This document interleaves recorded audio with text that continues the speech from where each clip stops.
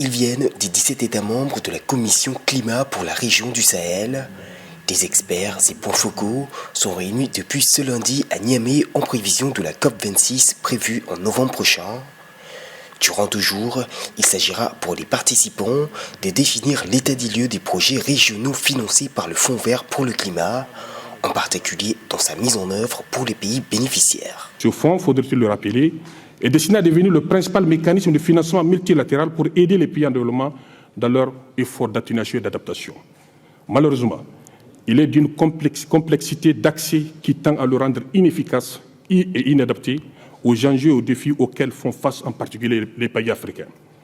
Cette situation nous oblige à replacer l'accès au fonds au centre de préoccupation dans le cadre de la préparation notamment de la COP26. Une rencontre qui devrait ainsi permettre de réfléchir à des solutions de financement mieux adaptées aux réalités du changement climatique dans la région du Sahel. Pour les partenaires techniques et financiers, les conséquences du réchauffement climatique appellent à une plus importante mobilisation des ressources prévues par les accords de Paris. Depuis l'entrée en vigueur de l'accord de Paris, des progrès sont certes enregistrés en termes d'adoption de solutions à faible intensité de carbone, mais les mesures de lutte contre les effets néfastes du changement climatique doivent être massivement renforcées pour atteindre les objectifs poursuivis.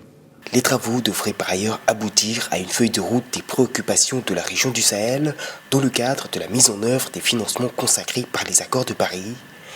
Baptisée l'appel de Niamey, elle sera soumise à la communauté internationale en marge de la COP26 prévue à Glasgow en Écosse du 1er au 12 novembre prochain.